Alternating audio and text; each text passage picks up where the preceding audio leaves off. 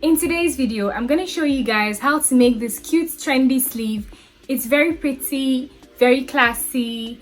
It's very easy to make actually. You can make it in as little as 10 to 15 minutes depending on your speed and your expertise when it comes to sewing, but it's really easy to make. So yeah, without further ado, let's get right into the video. Oh, hey, I didn't see you there. So you need a piece of fabric. Like, try to make sure that you have something that is longer and wider than what you actually need. So since it's going to be a sleeve, try to look at maybe 30 inches length and 30 inches width, or maybe 25 inches length and width. Just try to make sure that the fabric you're starting off with is wider and longer than what you actually want to end up with. Now, this is important because this whole tacking process is going to reduce or shrink your fabric when you're done. So basically what you want to do is fold your fabric lengthwise, fold it widthwise, and fold it diagonally. Now at the tip, you're going to go ahead and just tack that point. That's basically it. Very simple, very easy, but it turns out really lovely. So I'm going to do it again. Open up your fabric randomly. Don't try to do this in a straight line. Just at any random point, fold your fabric lengthwise, fold it widthwise, and fold it diagonally, and then tack the tip. That's it, guys. That's it. Very simple, very easy to make. I'm going to show you guys how I achieved that pencil or fitted bottom of this sleeve. So I'm just going to show you guys a couple more times, and then I'm going to show you how I attach the bottom part of the sleeve and all that.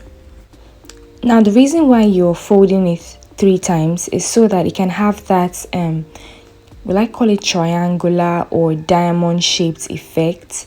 I don't know if you guys know what I'm talking about, but there's this the way the folds go, they kind of look like a star or a diamond. I don't know how to explain it though, but yeah, if you just stack it regularly, it's just going to have like points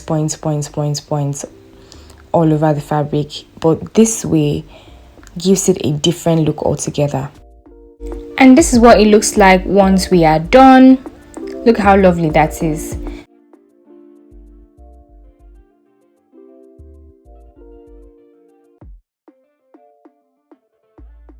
So now this is what I'm going to attach to the bottom part of the sleeve. I want it to be 6 inches wide, so I just added half an inch for my sewing allowance. So that means that since her full measurement is about 24 inches, it means that the rest of the sleeve is going to be 18 inches long. So I'm just going to go ahead and fold the fabric as usual. Look at that. Now I have 19 inches at the end of the day. When I started with this, it was about 23 inches long. So I'm just marking her round sleeve measurements, adding 2 inches allowance, and I'm also marking her elbow measurements, adding 2 inches allowance. And then I also went ahead to measure her wrist measurements, and I added 2 inches allowance as well. You can add 1.5 inch allowance if you prefer. And I'm just connecting those points. And I'm also drawing my the curve for the sleeve for the armhole. And I'm just cutting along those lines.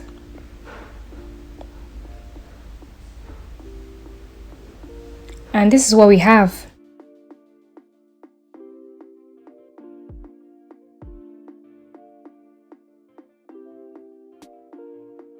Now for the part I'm going to join, I just folded it just like I folded my sleeve, and then I'm just cutting out the excess.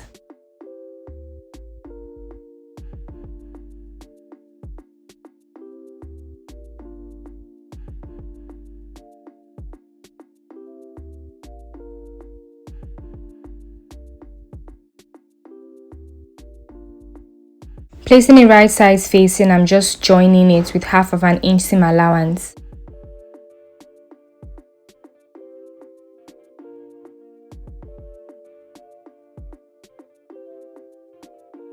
And then because I gathered the ruffled part of the sleeve as I was going along, I just went ahead to cut out the excess I got.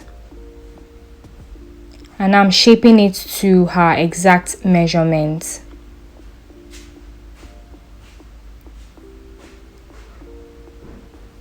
Now this isn't a puffy sleeve, it just has this, you know, tack here and there effect. It's not a puffy sleeve, but you can make it a puffy sleeve if you want. But I wanted my own sleeves to be fitted, but with that, you know, squeezed detail-ish.